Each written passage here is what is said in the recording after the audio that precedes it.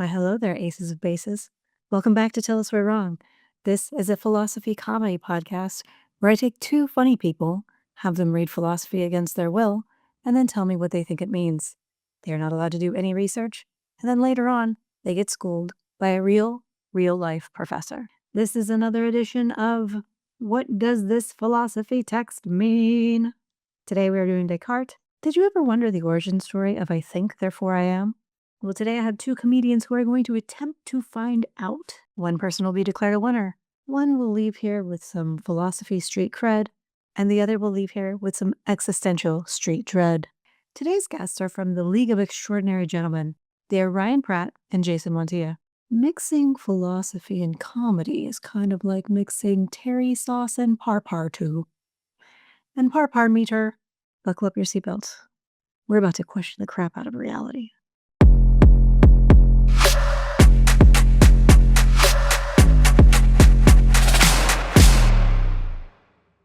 Several years have now elapsed since I first became aware that I had accepted, even from my youth, many false opinions for true, and that consequently what I afterward based on such principles was highly doubtful. And from that time I was convinced of the necessity of undertaking, once in my life, to rid myself of all the opinions I had adopted, and of commencing anew the work of building from the foundation, if I desired to establish a firm and abiding superstructure in the sciences. But as this enterprise appeared to me to be one of great magnitude, I waited until I had attained an age so mature as to leave me no hope that at any stage of my life more advanced I should be better able to execute my design. Today then, since I have opportunely freed my mind from all cares and am happily disturbed by no passions, and since I am in the secure possession of leisure in a peaceable retirement, I will at length apply myself earnestly and freely to the general overthrow of all my former opinions. I will at once approach the criticism of the principles on which all my former beliefs rested. All that I have up to this moment accepted as possessed of the highest truth and certainty, I received either from or through the senses. I observed, however, that these sometimes misled us, and it is the part of prudence not to place absolute confidence in that by which we have even once been deceived. But it may be said, perhaps, that although the senses occasionally mislead us respecting minute objects, and such as are so far removed from us as to be beyond the reach of close observation, there are yet many other of their informations or presentations, of the truth of which it is manifestly impossible to doubt, as for example, that I am in this place, seated by the fire, clothed in a winter dressing gown, that I hold in my hands this piece of paper, with other intimations of the same nature. But how could I deny that I possess these hands and this body, and withal escape being classed with persons in a state of insanity, whose brains are so disordered and clouded by dark bilious vapors as to cause them pertinaciously to assert that they are monarchs when they are in the greatest poverty, or clothed in gold and purple when destitute of any covering, or that their head is made of clay, their body of glass, or that they are gourds? I should certainly be not less insane than they, were I to regulate my procedure according to examples so extravagant. Though this be true, I must nevertheless here consider that I am a man, and that, consequently, I am in the habit of sleeping and representing to myself in dreams those same things, or even sometimes others less probable, which the insane think are presented to them in their waking moments. How often have I dreamt that I was in these familiar circumstances, that I was dressed and occupied this place by the fire, when I was lying undressed in bed? At the present moment, however, I certainly look upon this paper with eyes wide awake. The head which I now move is not asleep. I extend this hand consciously and with express purpose, and I perceive it. The occurrences in sleep are not so distinct as all this, but I cannot forget that at other times I have been deceived in sleep by similar illusions, and attentively considering those cases, I perceive so clearly that there exist no certain marks by which the state of waking can ever be distinguished from sleep, that I feel greatly astonished, and in amazement I almost persuade myself that I am now dreaming. Let us suppose, then, that we are dreaming, and that all these particulars, namely the opening of the eyes, the motion of the head, the forth putting of the hands, are merely illusions, and even that we really possess neither an entire body nor hands such as we see. Nevertheless, it must be admitted, at least, that the objects which appear to us in sleep are, as it were, painted representations which could not have been formed unless in the likeness of realities, and therefore that those general objects, at all events, namely eyes, a head, hands, and an entire body, are not simply imaginary, but really existent. For in truth, Painters themselves, even when they study to represent sirens and satyrs by forms the most fantastic and extraordinary, cannot bestow upon them natures absolutely new, but can only make a certain medley of the members of different animals. Or if they chance to imagine something so novel that nothing at all similar has ever been seen before, and such as is, therefore, purely fictitious and absolutely false, it is at least certain that the colors of which this are composed are real. And on the same principle, although these general objects, vis-a-vis a body, eyes, a head, hands, and the like, be imaginary, we are nevertheless absolutely necessitated to admit the reality at least of some other objects still more simple and universal than these, of which, just as of certain real colors, all those images of things, whether true and real or false and fantastic, that are found in our consciousness, are formed. To this class of objects seem to belong corporeal nature in general and its extension, the figure of extended things, their quantity or magnitude, and their number, as also the place in, and the time during, which they exist, and other things of the same sort.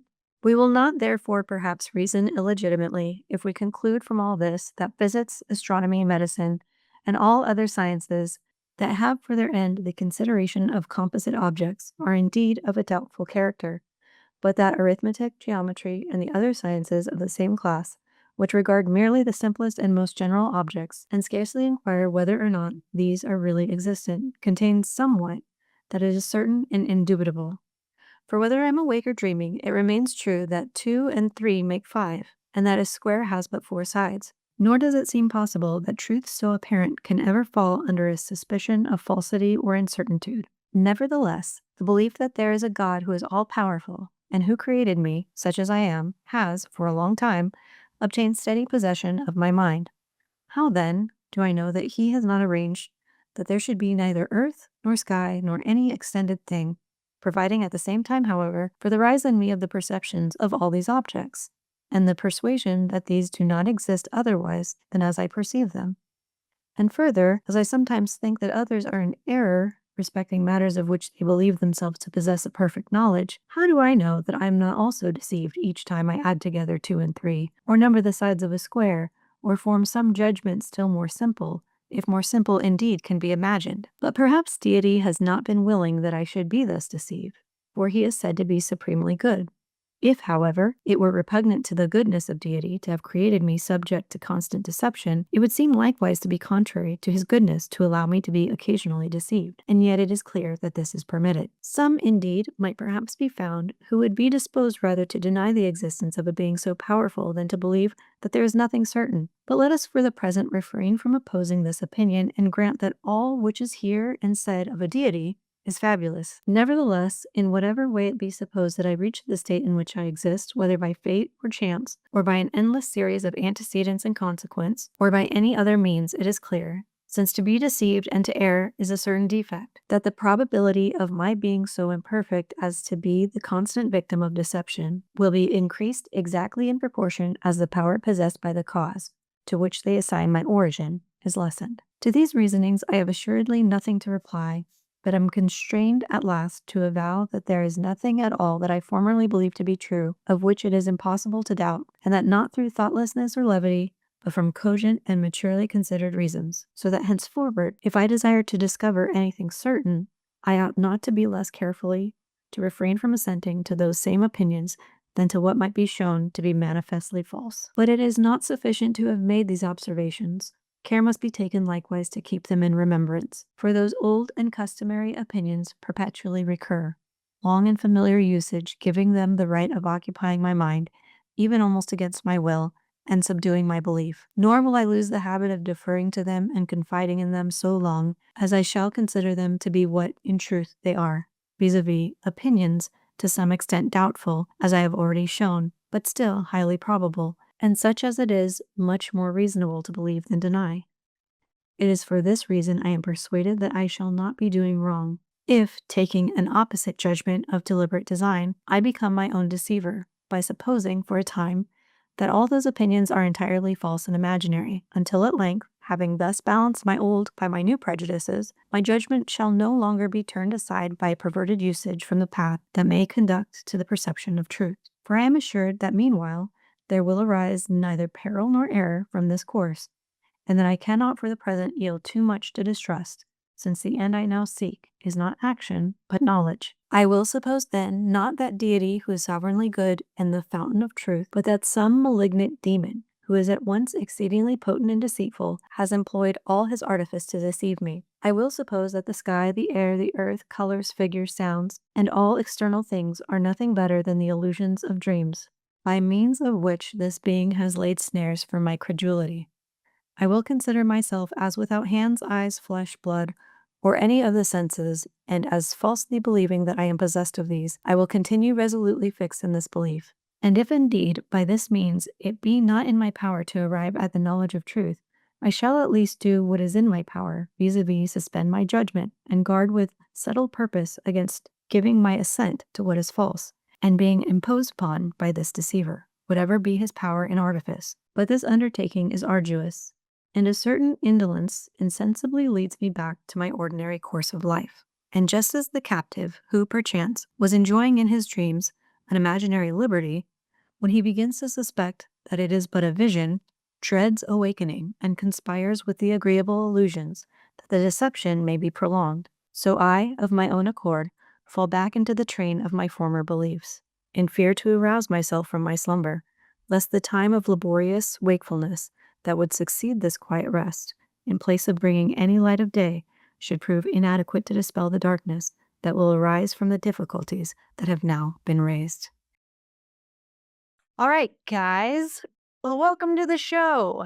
Got Jason and Ryan. You guys want to tell me a little bit of your background? Because I think, Ryan, you're a comedian, right? I try to be anyways. Yes. Yes. And then you drag Jason in on this. So who is Jason? Who is this mystery man? We actually took stand-up comedy classes at SAC together, and we've just both kind of came up at the same time. Nice. Jason's more of a Renaissance guy, so he does acting and is far more talented. So I'm hoping to out philosophize him today. I like the competitive spirit already. Yeah, no, I've been an improv comic as well for a while, and an actor like Ryan was saying, and music. We both went to the same school. We went to UCF. I think at the same time, although we didn't know each other then, right? That's right. That's right. Yeah. So we're both knights. What degree did you get, Ryan? I don't remember. I got an English degree.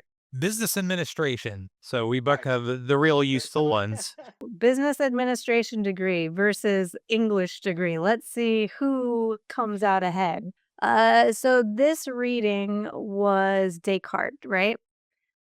He had a little bit of a shower thought. This would you consider it kind of like a very long and complicated shower thought? Yeah, or a little extended acid trip or something. Yeah, sure. Yeah, I wasn't gonna say that this reminds me of, like, when you smoke too much weed and you Yeah. kinda just go with it, yeah. In your life, what do you think was your most brilliant shower thought?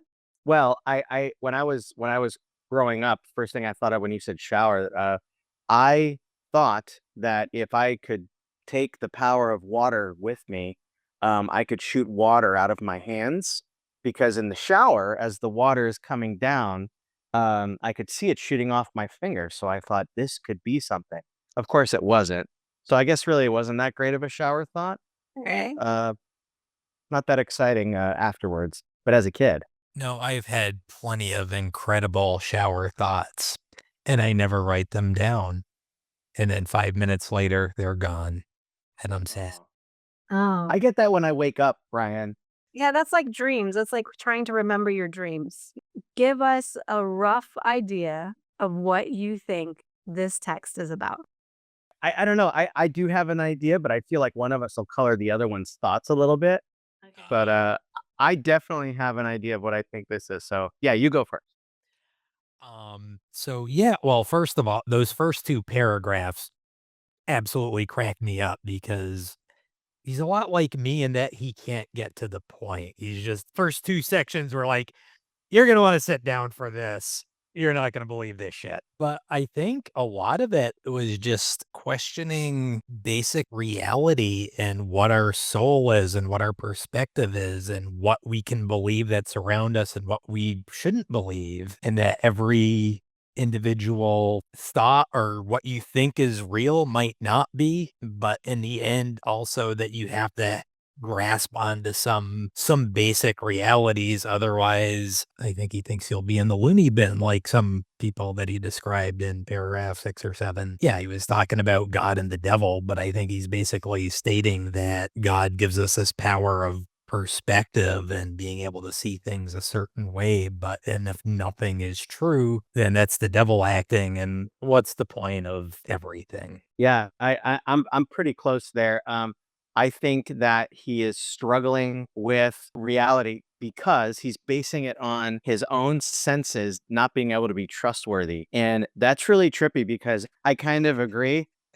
He's going down the matrix, blue pill, red pill kind of a conversation. He's questioning his reality because he knows he can't trust his own senses. And you can trust math because even when you're asleep or dreaming or whatever, or if you're not of the right mind, he calls it insane asylum, whatever, you can still trust basic math because that's the same no matter what, but you can't trust your own senses. So if you can't trust your own senses, I think I'm awake. I mean, when I'm asleep, it feels like I'm asleep, but when I'm awake, it feels like I'm awake. So if God is, if so, then I think he's actually questioning God. I think he's questioning if God exists. I think that's the ultimate funnel he heads us down here. I think the point of it is, does God exist? And I think he's saying yes because there's nothing to get out of messing with us.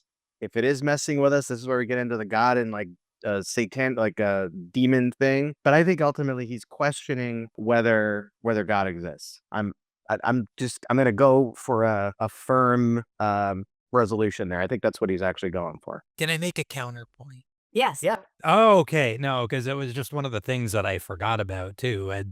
But yeah, when he was talking about the dreams too, I also feel like he was basically saying when you're in your dreams, it's nothing like where you actually are, but you're trusting those instincts in your senses in your dreams. So again, what's to make what we're experiencing when we're awake any more reality than the dreams? And yeah, and I mean, I think even nowadays science shows that we can only sense what percentage of everything that's out there. And so He also mentions that like everything that we come up with as creative people, because I caught onto this. Everything we come up with as creatives, he doesn't say that, but that's what I took from it, is completely based on things you've already seen or know. So if you're gonna create something, you can't create something new because it's all based on the reality that you've already been taught, that you've already sensed in your own head. You can't create something that you don't know. So that was an interesting point. And even if you create something weird that you've never seen, it's based on colors, I think is what he says. It's based on colors that you know. So again, this guy was eating a lot of mushrooms. You do see that, like, even things that people have created, especially, like, in horror movies and stuff, it's a conglomeration of things that already exist. By the way, you and I have the same chair. I'm not sitting in it, but I just noticed the back of your chair. Why? Because we can only do the things we already are comfortable with and know. Yeah, okay. are you Alright. trying to get points? I don't think this counts. I'm not the judge, I'm not the judge. We will be judged by an actual professor at a later date, but yes. Because that's not intimidating. Speaking of dreams, that's not my worst nightmare that I constantly have to this day, that I've missed a whole semester of classes, don't even know where my class is, and when I get there, I don't know what's going on.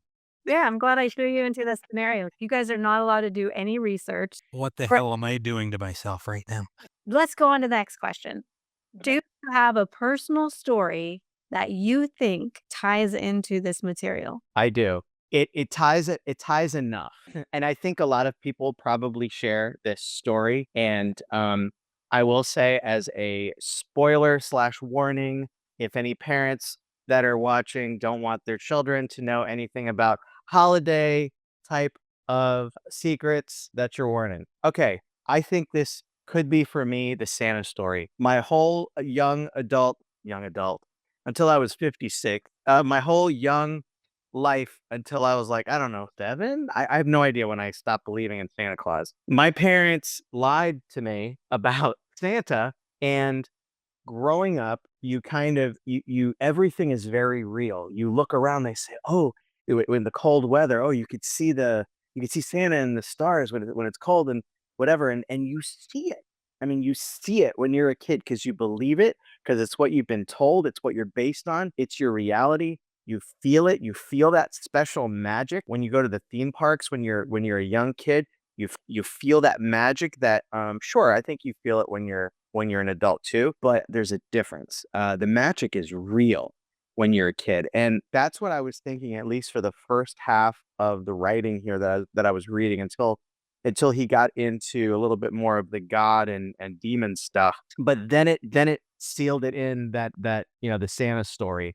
So for me, I think Descartes, right? Mhm.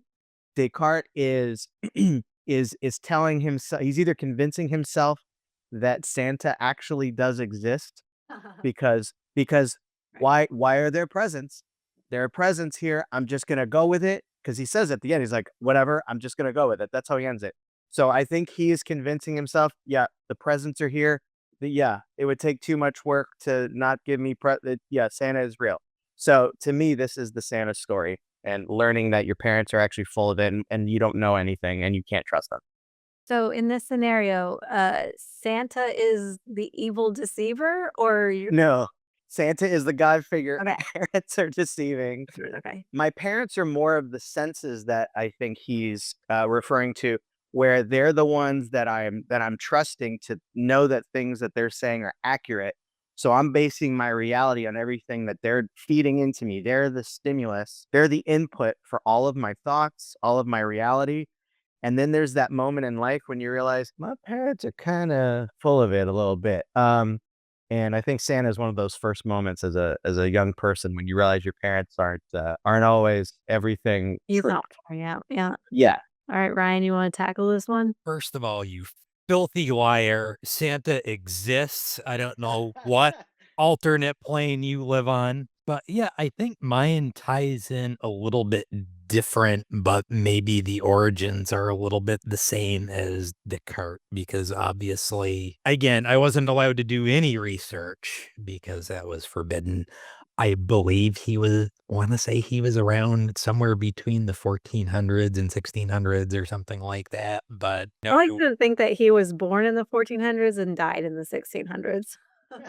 that's a reality for you. But yeah, no, because that was there was a lot of questioning of religion. That's where all the different Protestant religions came out of Catholicism and everything. I remember when I was around 6 or 7, my parents weren't terribly religious. My grandfather, devout Catholic, loving person.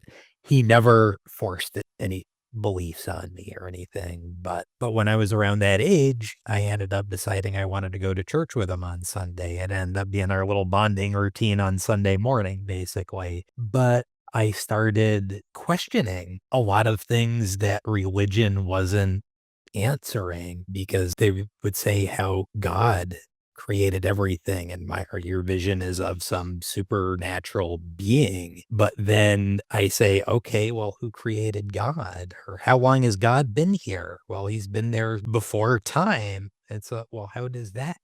Even as a little kid, I'm saying something with this reality is a little off here. And I would even question my grandfather about these things, about what is existence and what if nothing exists that doesn't even make any sense to me. I mean, I was comprehending that what if space didn't even exist? My grandfather was such a good sport. He was not one of those, even though he was devout, he wasn't those that, no, you need to believe. No, he nodded and smiled even if he thought I was off my cracker. But I think in a lot of ways, what Descartes is going through isn't just what he believes, but just I think he's looking at to what is your soul as well. It's what is the essence of being. You're just in this vessel and you only have so many senses that you can detect things with. But what is life outside of that? And is God and the church and religion and everything like that going to answer all of these questions? And I think he had those doubts. And me as a precocious little shit when I was 6 or 7 had those same sort of thoughts, I think.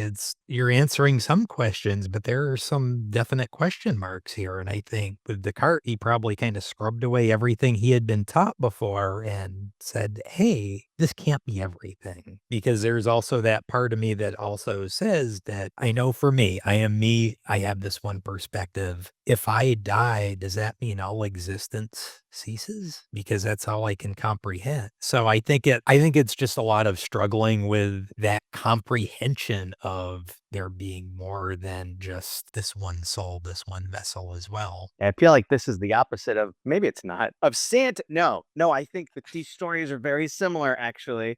But no, I think, therefore I am. I don't know if that's Descartes or not, but the whole I think, therefore I am, I feel like he's saying, I think, but I can't trust those thoughts. Therefore, To be candid, this is the preamble to that actual, yeah, I think therefore I necessarily exist. So yes, you got that one right. Let me see. Oh, I did want to say like one of my own personal stories because I like the idea of we cannot trust our senses, and I like it. I like these drunk stories. These drunk stories are lots of fun. And, I remember when I was a teenager and my mom was at work and I was at home getting high with one of my friends. I remember my mom called to check on me and I thought I had turned the phone off and I set it down and her and my friend and I are sitting here talking and suddenly I hear this very small voice. And I immediately thought there is a tiny person. And so, like, I was like, I thought maybe I had channeled some sort of elf spirit or something, but it turns out it was just my mom trying to tell me that I had not hung up the phone yet. does your mom know she was the elf spirit? She does know now. She roll when this goes live. Right, right. I'm just joking. My mom does not watch my show, but it's all right. Let's go on to real world. So, do you think that this ties into anything in society today? Yeah. I was gonna say, that kinda goes back to what I was saying about science. It's why people study what they do, and you hear about all these super microcosm things with the particle colliders and looking at quarks and everything and trying to grasp reality, and then you hear about quantum physics where things do go completely the opposite of everything we're taught. We always have that quest to find what is being, what is existence, what are all of these things, and it's just almost this never-ending rabbit hole. Some people look for it in religion, some people look for it in science, but it's in society today. It will probably be in society for thousands of years because as smart as we think we are, we have pretty tiny brains to comprehend a whole lot of universe. I like that, Ryan. I was getting a little bit more in society, like how this applies to today. I think it's more, I see it more in, so politics is a good example, and I don't want to necessarily tout any of the sides of politics, but I think people that the tribal mentality of politics is a good example where you could have someone who is taught to think a certain way, maybe the way they're growing up and the way their family is, and that's the reality that they go towards. So again, politics is a good one. It could be sports teams, whatever sport team you like, but it's your reality. This is what's good. This is what I know. This is what I know to be true. And then you start to compare, well, that's bad. And I think in the writing here, I think he's challenging that notion of saying, you only think that because somebody told you that. Well, he's not saying that exactly. He doesn't trust all his senses, where the rest of us who aren't philosophers do trust our senses. I trust I'm looking at this camera right now. I trust the words that are coming out of my mouth. I trust that the Miami Dolphins might actually have a good season this year. Why? I don't know. But that's why am I that kind of a fan? Why do I follow the political party that I follow? I don't know, but it's tribal and it's because of what I've consumed. I think most people are like that. I think they go with what they've learned and they don't challenge those realities very much. I find it fascinating that this was already a thought. Who knows how long ago? Is reality real? And we've got, math. I say so many times. If there's a drinking game related to this show, You know? think it's that somebody is dying by the end of the episode. Um, but going back to it is in science right now when we talk about I agree with you, Ryan, about, we've got simulation theory. There are math equations that can back up the fact that this might not even be real.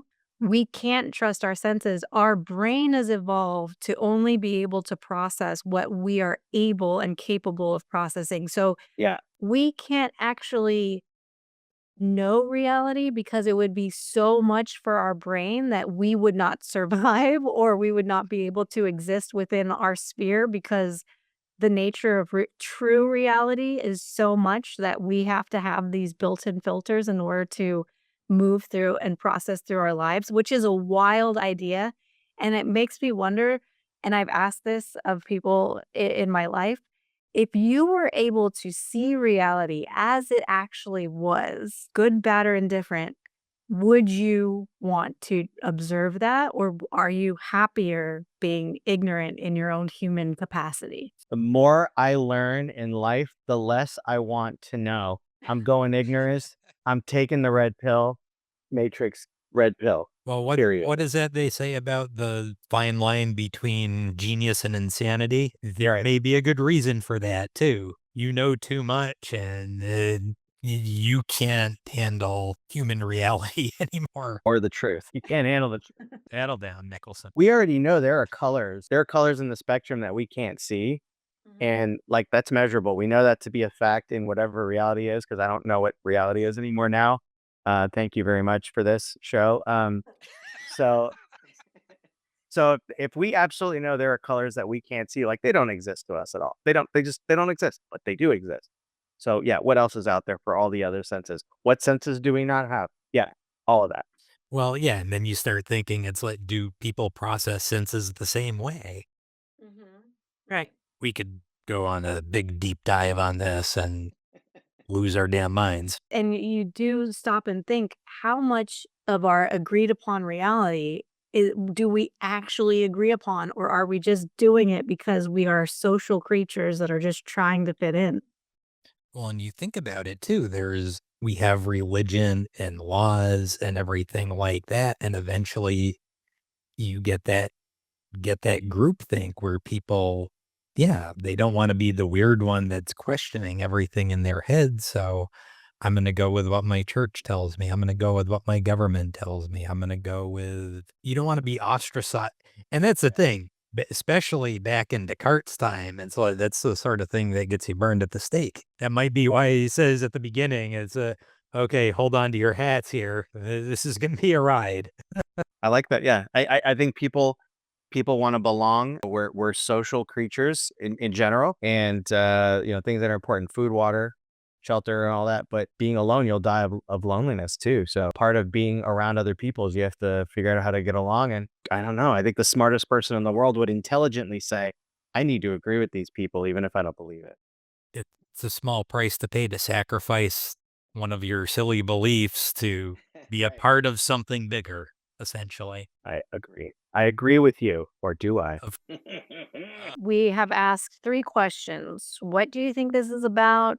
How does this tie into your personal life? And how does this tie into society? Do you guys feel you have answered all of these questions thoroughly? Is there something you may have missed? This is your last chance for the first 3 questions to kind of get in as many points as you can. I don't trust my senses. I question my reality. There's a difference between dreaming and not dreaming. Then we start getting into God and demonic and but what's the point of messing with you? Again, yeah. I am satisfied with my take. See, reading this made me feel really trippy about it. So yeah, in a sober way, like very trippy. Yes. And I mean, I think I covered most of it, but again, the one thing that might be different for how we're looking at it today, which may have made him sort of ahead of his time, is that he had to look at it through a lens where religion was the center of society. That was you had to believe or else. I mean, it's not long after the Inquisition, and even during, I mean, you look at the Renaissance when that was considered an age of free thought, and that free thought was still completely centered around everything to do with religion too. Basically, it sounds like he's trying to, yeah, how do I comprehend a reality where I wipe away everything I've ever known?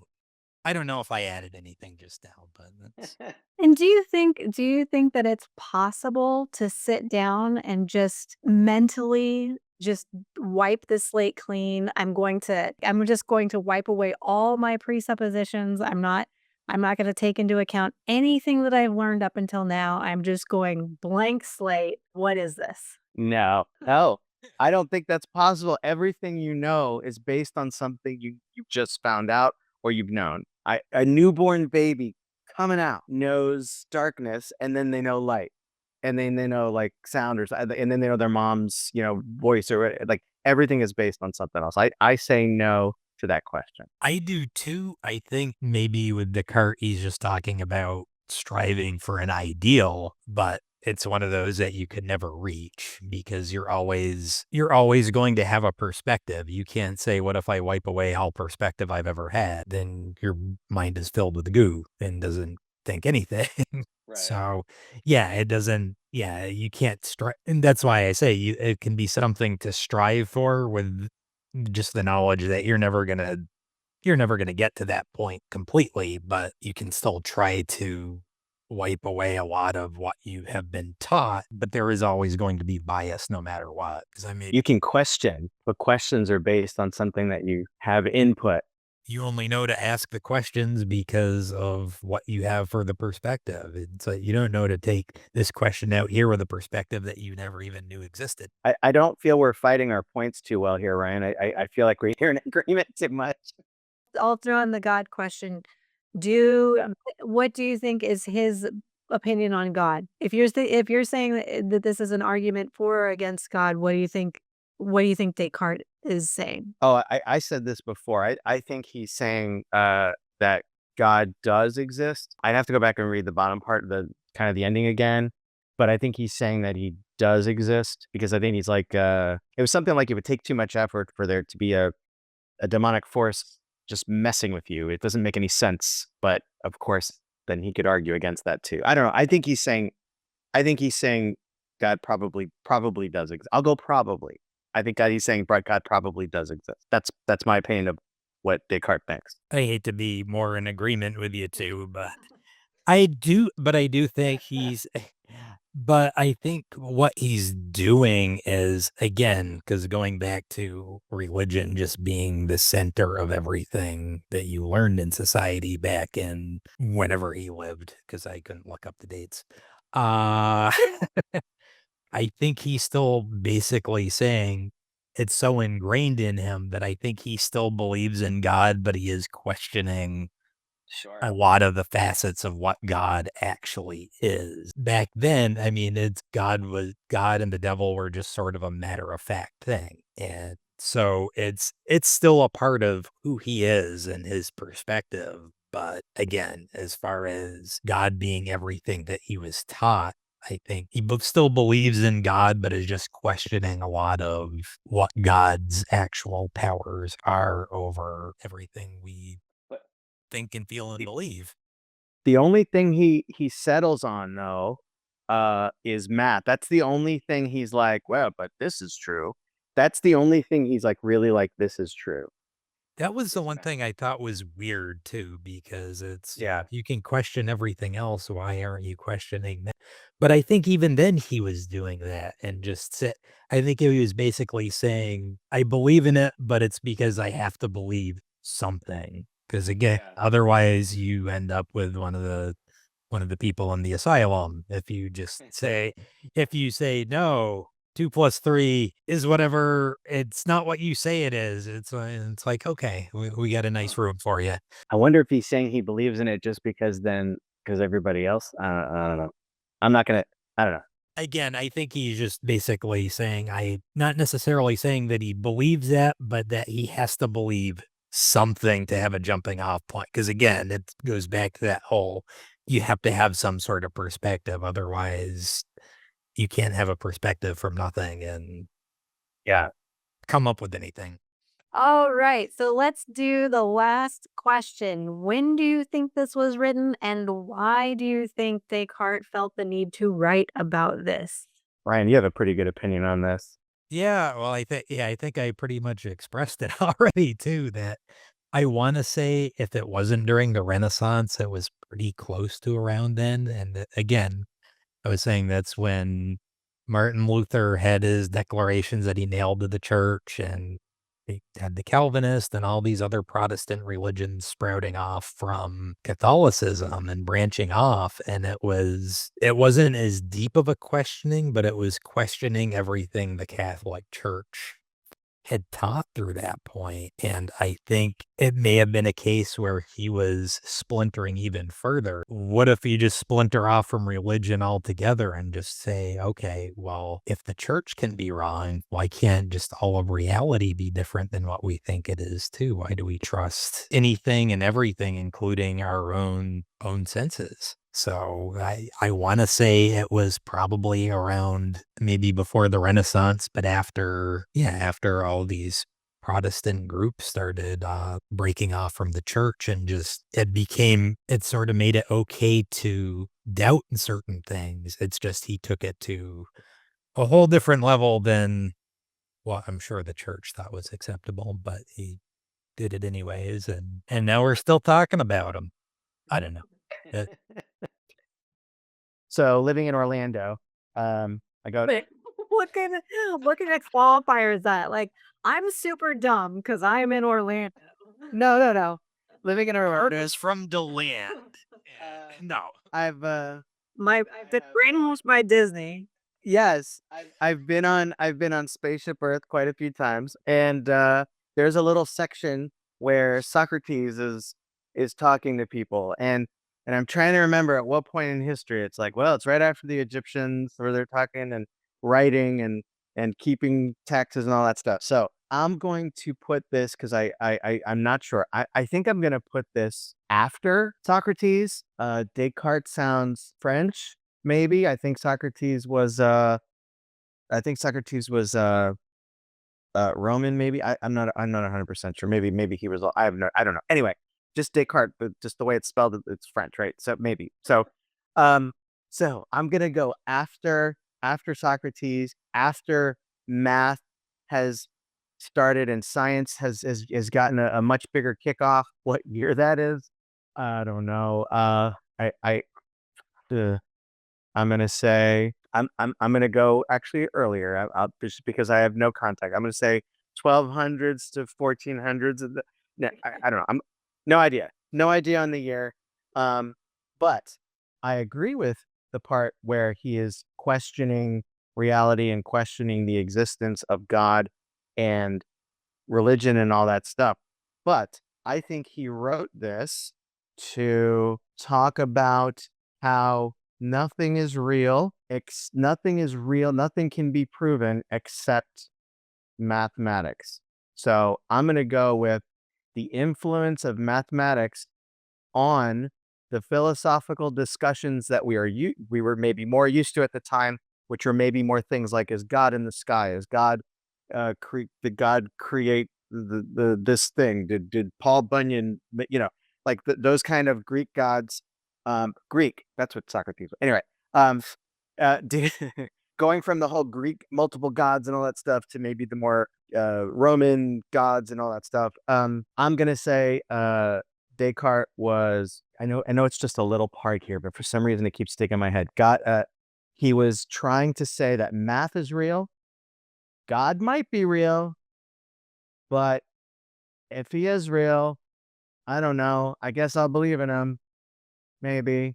Uh, but math is real, and I don't know. I think he wrote it because he's just saying he's saying we're all full of crap. That's what he's saying. We're all full of crap. We don't know anything, but math is real. I'm just going back to the math thing. That's Okay. it. I'm going back to the math thing. All right. So Ryan believes that this is post Protestantism. Jason, do you think it's before or after the Protestants became a thing? I'm going to say before because he's saying post. Because what's the point of us being on the same line? You guys did a great job. Any last words before you wrap up this first half of the show? I would love to just find out that it's like you guys weren't even close. I will say, I got an English degree and I did a lot of reading, historical reading, in the sense of literature, things like that. And the way this is written feels a lot like poetry. So I just want to make I don't know if it's just the time it was written or if it's been deciphered and translated, but it feels a lot like poetry. And I think English and history probably aren't too dissimilar from a literature point of view. You guys, I think you guys did a great job. I don't think you have much to worry about.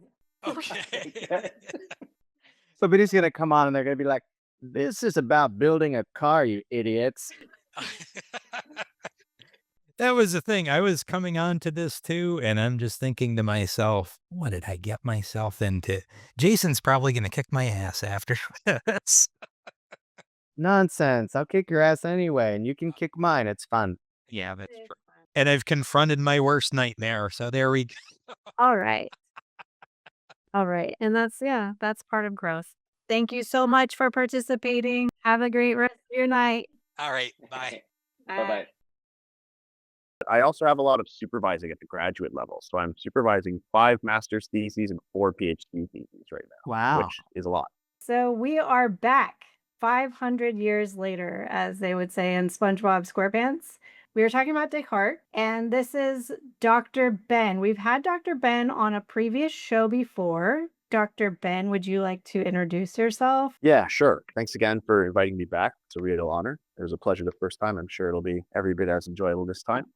I am a professor of philosophy at the University of Macau, which, for those who may not know, is a little part in southwestern China, basically, about an hour away from Hong Kong. I've been teaching there for about 3 years. My specialties are mostly in philosophy of mind and epistemology. I teach Descartes meditations quite a lot at both the undergraduate and master's levels. I'm not, full disclosure, a Descartes scholar in the sense that I'm not actually somebody who would publish anything on Descartes. Yeah, Descartes looms pretty large over my teaching career, and the meditations are so much fun. Yeah, Ryan and Jason had so much fun with Descartes. Yeah, I could tell. I enjoyed listening to both of you, by the way. Jason had the concern that this was all about cars. Is this true that this was all really just about cars? No, not about cars.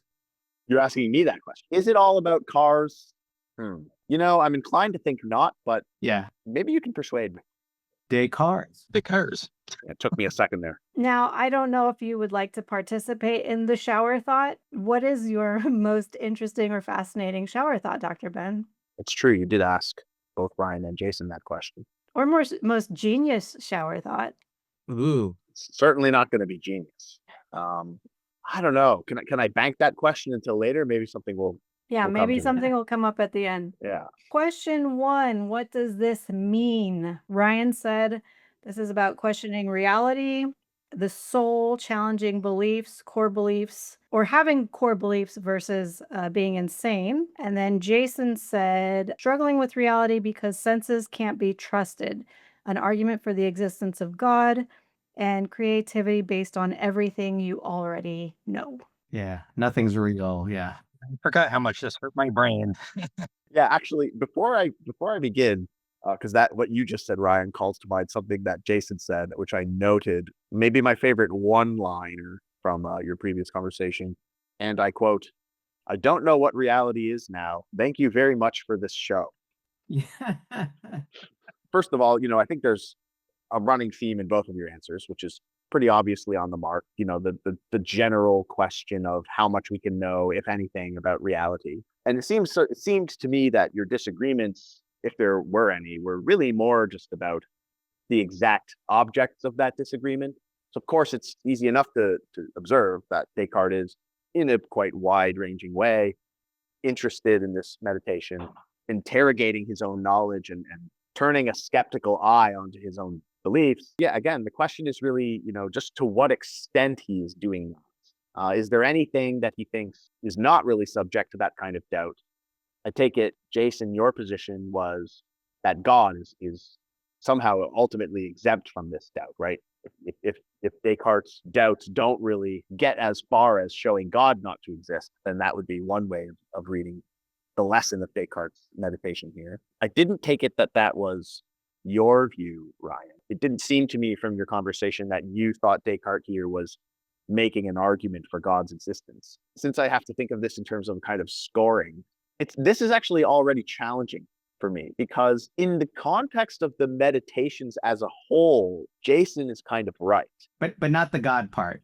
I've since rewatched it. Yeah, in a way, I think you were kind of half on the mark with that, because in the context of the meditations as a whole, as you know, there are 6 meditations in total, and you guys were discussing the first of those 6. In the first meditation, I wouldn't say, if we're just focusing our attention there, I wouldn't really say at that stage Descartes is really making an argument for God's existence. But quite famously or infamously, depending on who you ask, later in the meditations, particularly meditations 3 and 5, Descartes really does become quite explicitly concerned with the question of God's existence and advances a couple arguments in the attempt to prove, and for him, he thinks, prove with absolute certainty that God exists. So I could definitely see where your mind was going. If I was being super pedantic, I guess I would say, well, no, he's not making that argument in meditation 1, so you're wrong. But if I'm being less pedantic and, thinking of the meditations as a complete body of work, then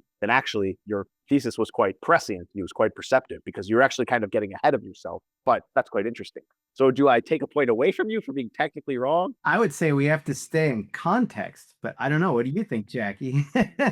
Jason was the predictor of the "I think therefore I am." That's also true. I had noted that as well. So maybe Jason is just psychic. Descartes is I think therefore I am? Yeah. That's right.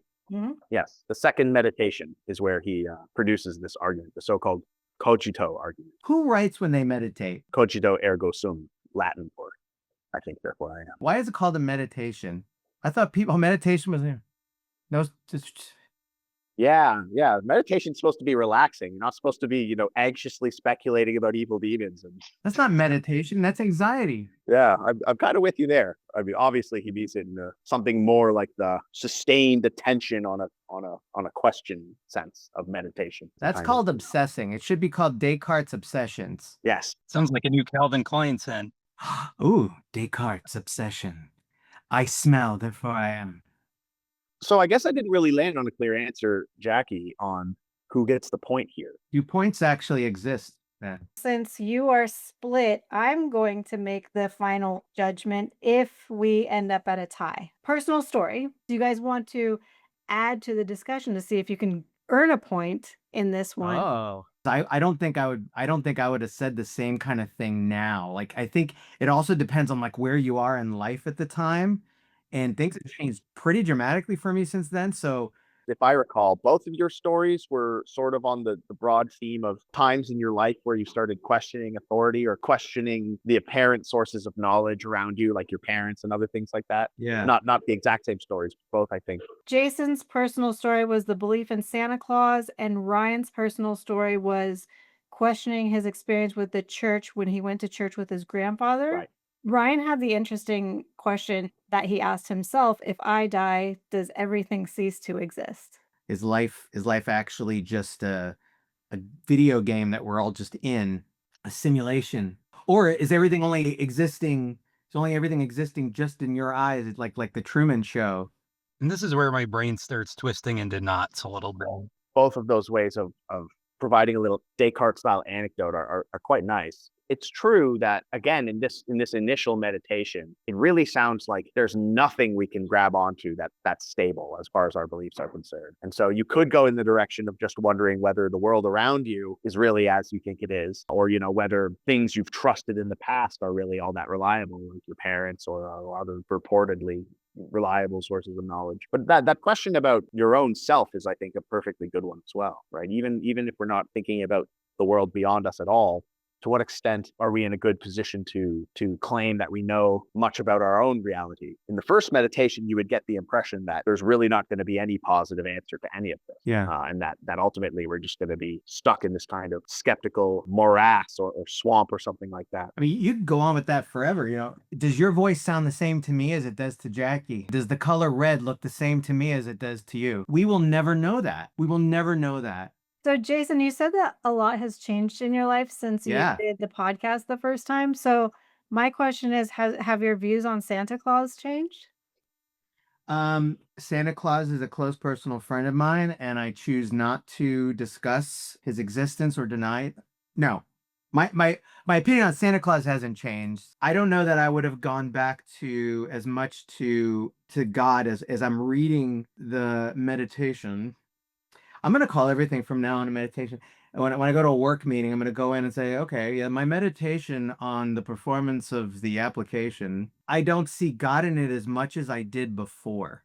And I am not a religious person. I guess maybe just the way it's written feels very, not that, but it's a little bit more of a flowery, almost a biblically that's a new, I just made that up. You heard it here. I think that's maybe where I started going towards God, because I think maybe texts like that sound religious in a way, and philosophy in a way is a personal religion, right? So I don't know that I would have put God into it today, but Santa Claus, no, put Santa Claus in everything. So yours was more the Santa Claus anecdote, and then Ryan, the details of yours escape me a little bit. He was questioning his experience with the church, right? Because he Right. wanted to have a relationship with his grandfather. So he would go to church with his grandfather. But then as it kind of went about, he started questioning what was happening. I'm going to give the point to Ryan on this occasion for the following reason.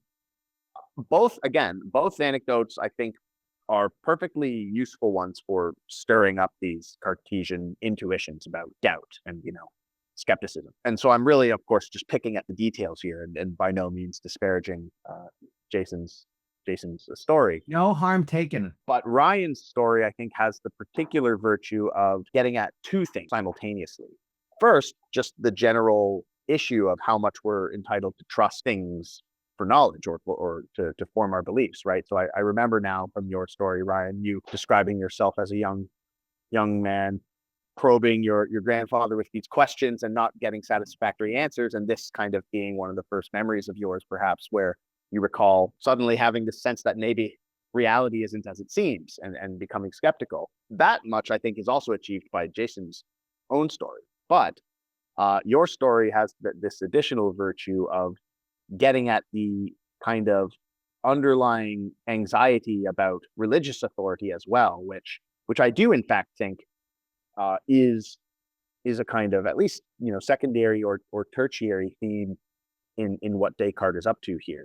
I know just a moment ago, Jason, you were saying that you're not reading religion and God so much into this meditation as you were in your original conversation. And I would agree that the first meditation is not so deeply focused on questions of religion. But again, as you proceed further through the later meditations, you really do find, I think, that Descartes is kind of forced eventually to try and give some account of God's existence because, well, to make a long story short, after in the second meditation proving, or at least taking himself to have proven his own existence and to have proven his own existence as a kind of mental being, as a thinking thing. It's only when he turns to the question of, how he can be sure that the external world of apparent physical reality exists, that for him, God is the only way to possibly give a positive answer to that question. I don't know, maybe I felt that the first time. The second time, maybe I was looking at it a little bit more studiously and less emotionally. Yeah, and I agree. I think Ryan's answer on that was really more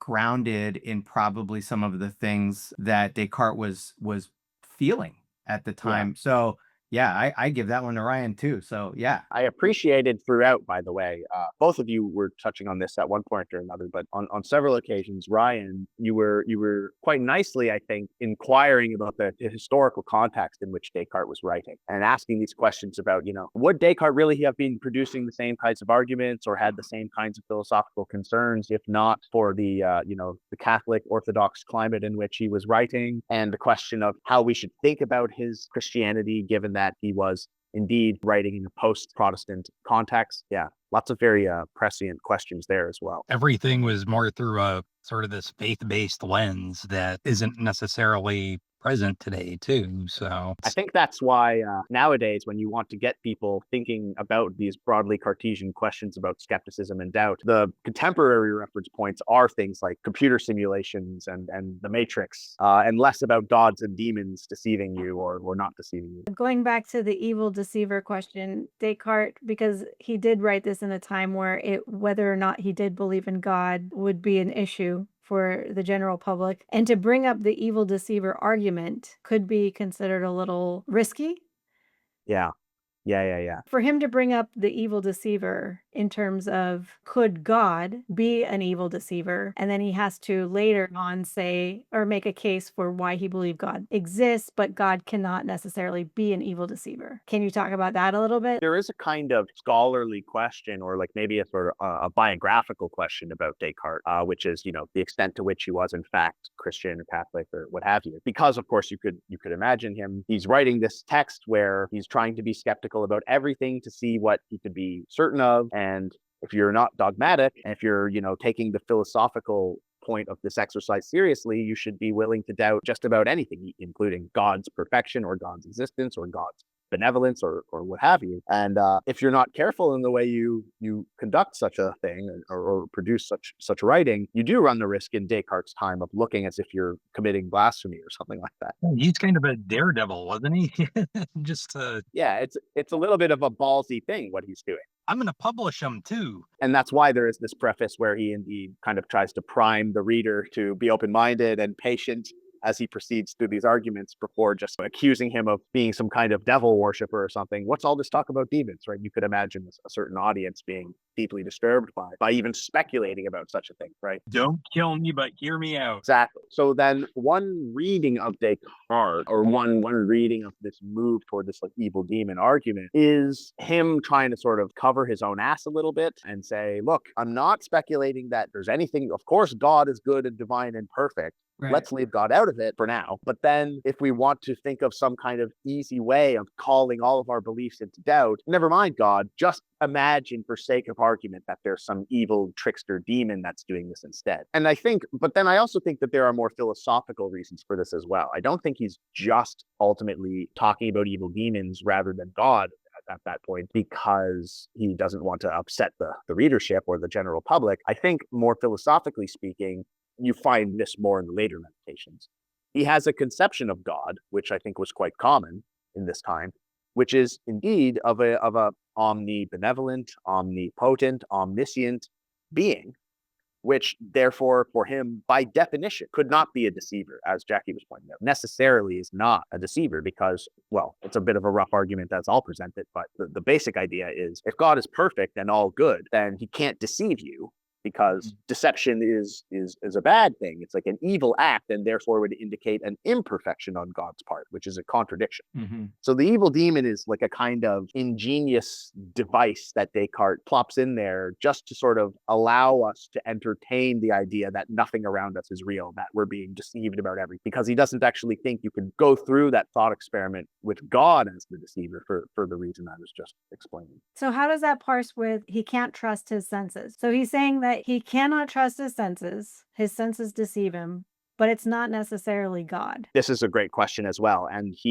this is one of the sort of biggest difficulties, I think, and many scholars would agree, I think that Descartes faces later on, where he has to reckon with two things, right? On the one hand, God is perfect, God is real, God would never deceive us. On the other hand, we do make mistakes about the world. So the question for Descartes at that point is, and indeed, even our senses seem to to play tricks on us, mirages and hallucinations and stuff. That doesn't really seem like it's our fault, right? So if the senses are deceiving us, why would God create us in such a way that this is possible? Wouldn't a perfect and benevolent God make us so that we couldn't be deceived by our senses? And to this, he needs a kind of elaborate story of how every time you believe something that comes from your senses that is in fact like a mirage or a hallucination or something deceptive, it's in fact your fault, not God's fault. And this is there are details of this that I won't get into, but the basic story is you can have a hallucination or something going wrong with the senses. Maybe that just results from,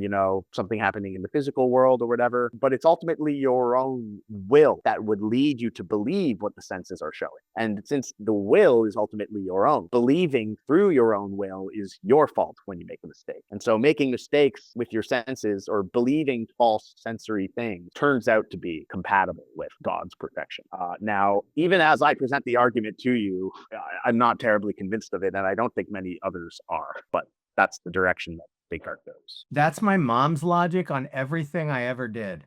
That it's all your fault? Wrong or right. And now it's my wife's logic. I don't think they even get along. Descartes, my mom, and my wife. Yeah, that's a tough set of individuals to have against you. Well, this has me jumping a little further down the rabbit hole too, because then we start getting into predeterminism too. It's like, if you have all of these hallucinations and visions that do everything they can to convince you of this one thing, how is it your fault when you had this divine vision that told you this was one way when it was actually another, and I need an aspirin? Yeah, and again, he's forced to say something like, even though it seems as if all the evidence is forcing you to believe this thing and you have no choice, in fact, it is still somehow a matter of your will. And yeah, I understand. I'm just sort of repeating the previous suggestion. There is that part of me too that wonders, it's like, was Descartes even further ahead of his time? And this was just sort of his, again, like you said, just playing devil's advocate. I don't really believe this,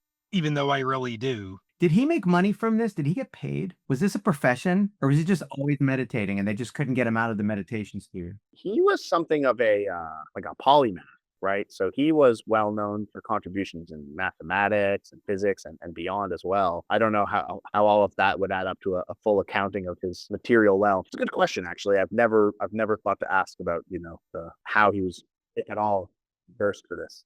The reason I'm asking if he got paid for this, like, serious question, like, if this was his job to philosophize about things, and maybe it was just his own, or maybe not, maybe I don't know. I don't know if if he's trying to say something in a way that's a little bit more forgiving, like, oh, I had this thought, versus, you guys, I'm just trying to tell you, I'm trying to lead you to what's actually real.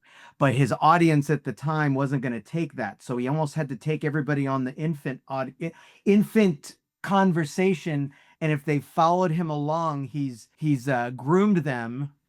Boy, that I didn't mean it that way. Descartes is a groomer, you guys. He's also in the Epstein list.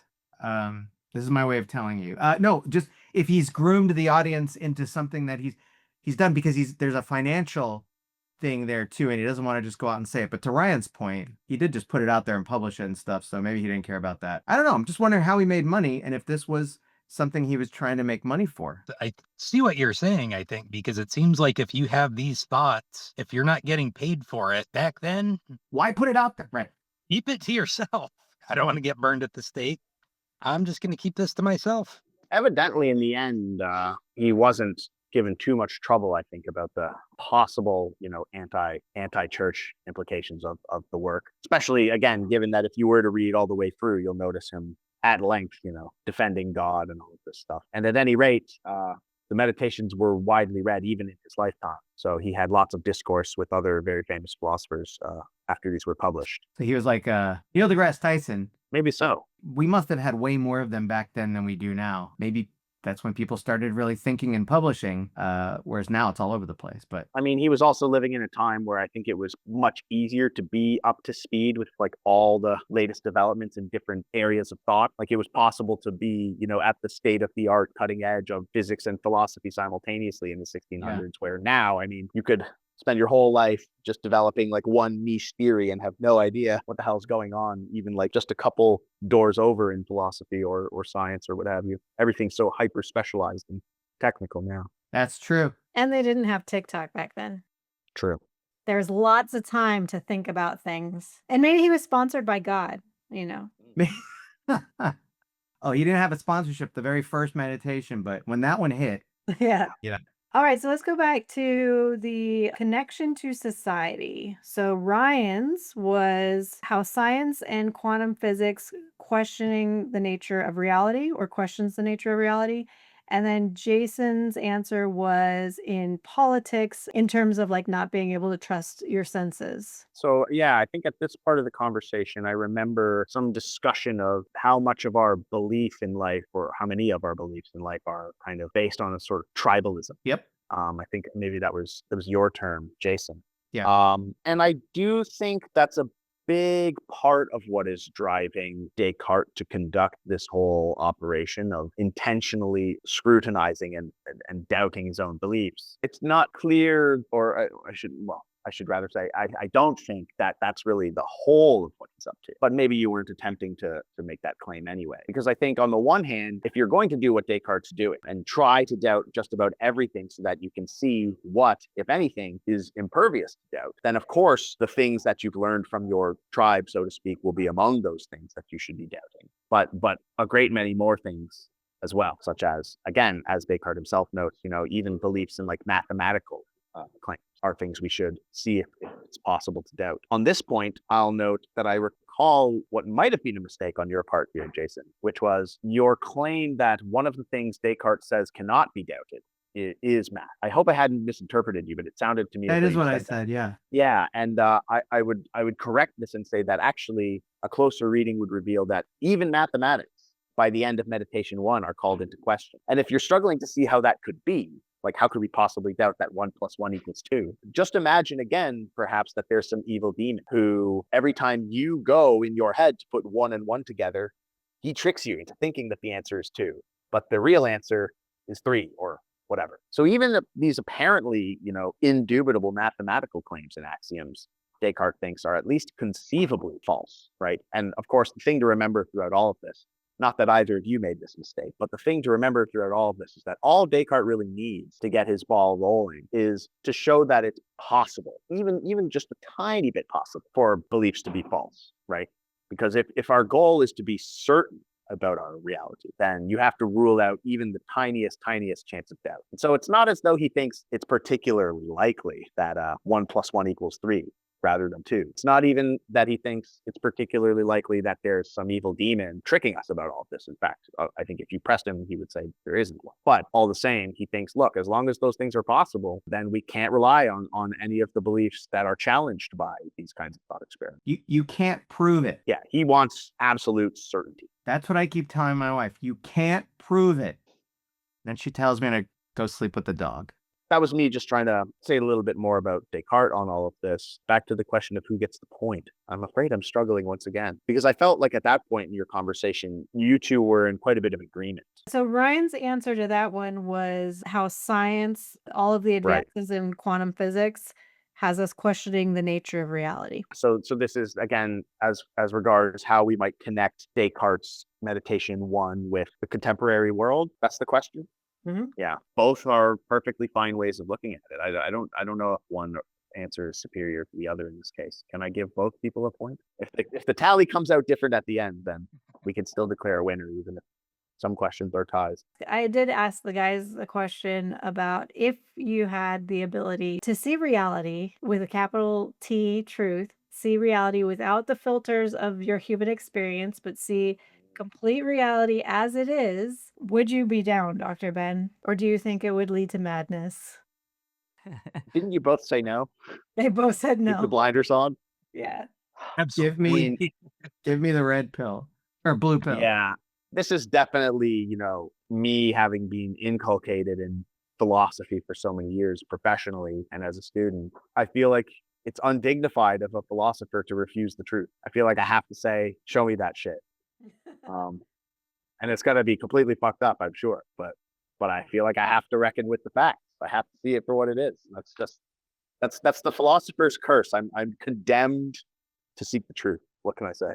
You're the journalist that has to go to the war zone. Yeah, Yeah, and have to report it and not eat. And I get it. For considerably lower stakes. but yes. Yeah, no, my brain, I don't think is equipped to, as it is, just what we're talking about is making my brain just kind of swim in circles here. It's like, if you just, it's like, okay, all the chips are in, I think I'm done at that point. Well, hey, if it's any comfort, the philosopher Immanuel Kant once argued that we are simply fundamentally and entirely incapable of seeing the world beyond the filters of our mind. So you'll just never have to deal with that if Kant is right. Good that he didn't exist in my childhood. His name would have been ruined growing up. You can't do anything. Lots of those jokes I get in class, absolutely. What if the nature of reality is just like a dark room with just the tiniest little gnome just going yip in like 2-hour intervals? It sounds pretty close to what might actually be the case if the people who smoke DMT are to be believed. Yeah. There's those anecdotes about people smoking a bunch of DMT and then going into this fractal dimension and having to deal with these like elf beings or something like that. Yeah, so maybe you're onto something. All right, ready for the last question? Man. Yes. This is the question of when did he write this and why did he write this? So Ryan's answer was before the Renaissance, but post Protestantism. And he's saying that the reason was at that time it was okay to doubt. Jason's answer was 1200 to 1400, questioning reality and questioning God.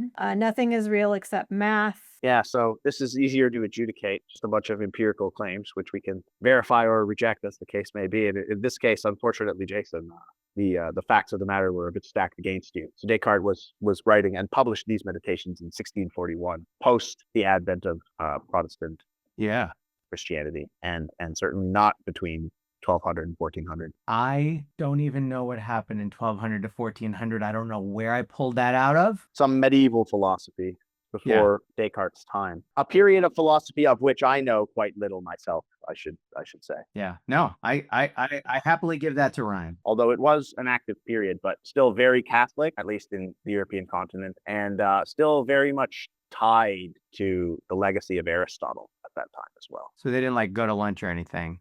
No, certainly not. Aristotle's most famous contemporary was Plato, and both thousands of years, I think, beforehand.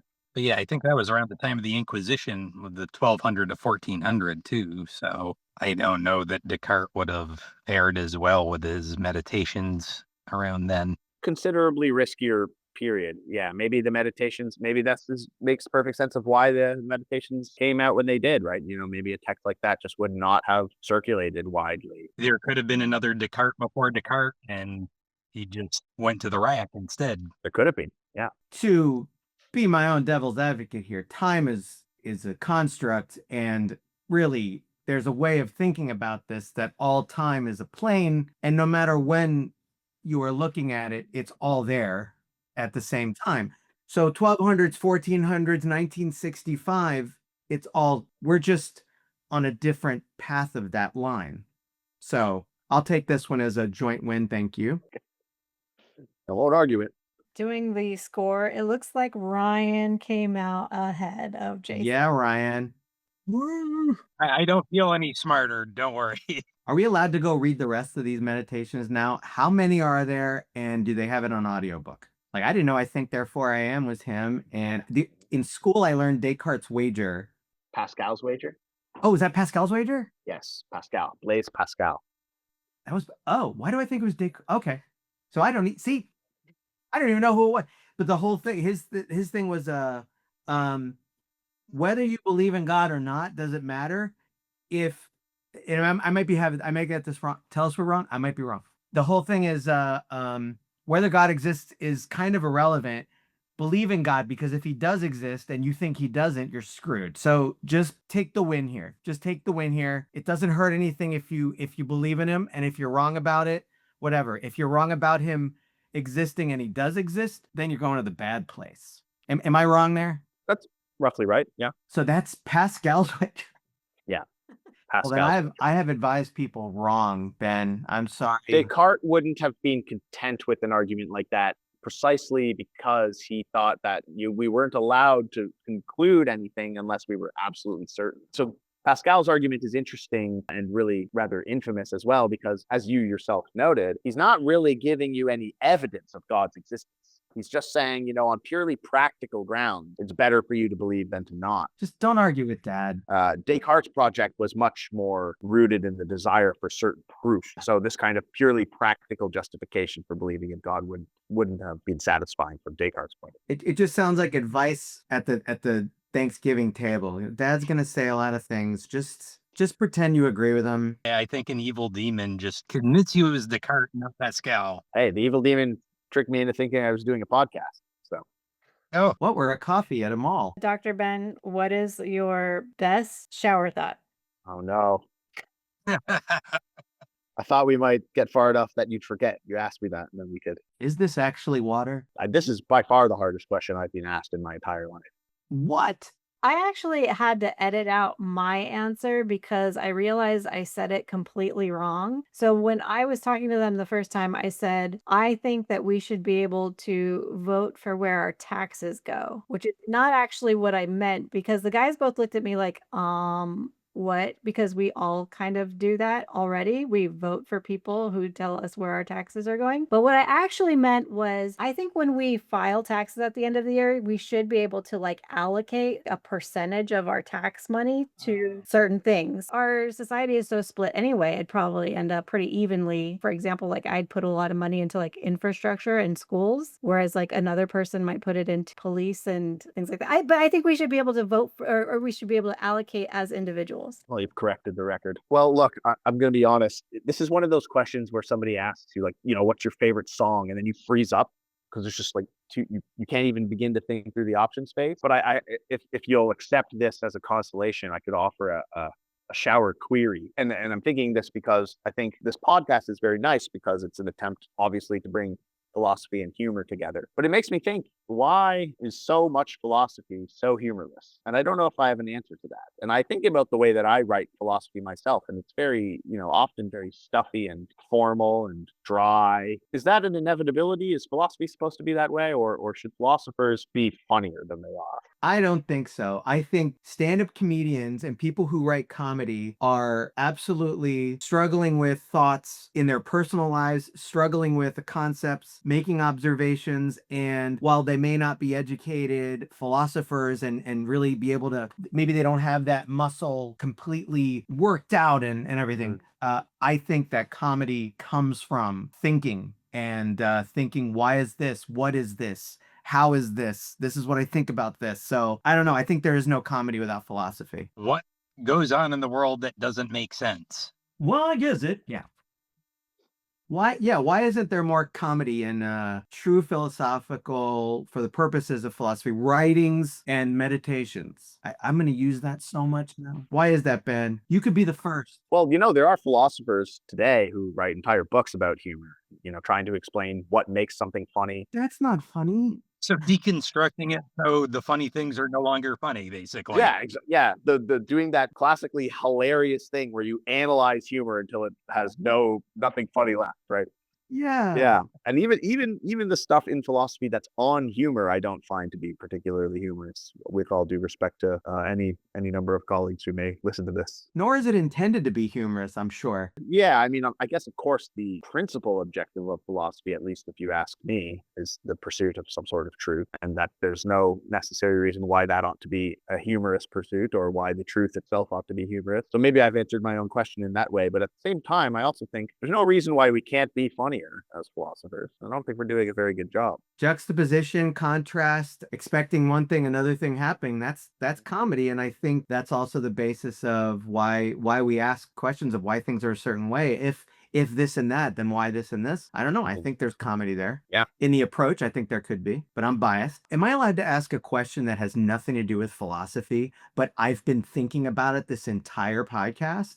Yes. You changed your artwork behind you. I'm curious why you made the decision to move the artwork, which what looks like little crowns, with the chimpanzee. This is the same artist, Stephen Chambers. He's an artist in Orlando. And Oh, I liked the monkey because I think it looks like a monkey philosopher. it does. Yeah. And then this one is still great. This one.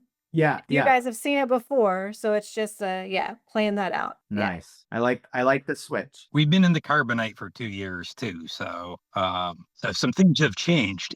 I wish we had another hour. I would love to pick Bren's brain on AI. Are we in AI right now? Do I have the distinction of being a regular guest? I've been here twice. So, look, I'd always come back if the occasion were right for it. I may not be the person for this. The short of my answer for you, Jason, is that I'm a bit of a Luddite and also a bit of a hater.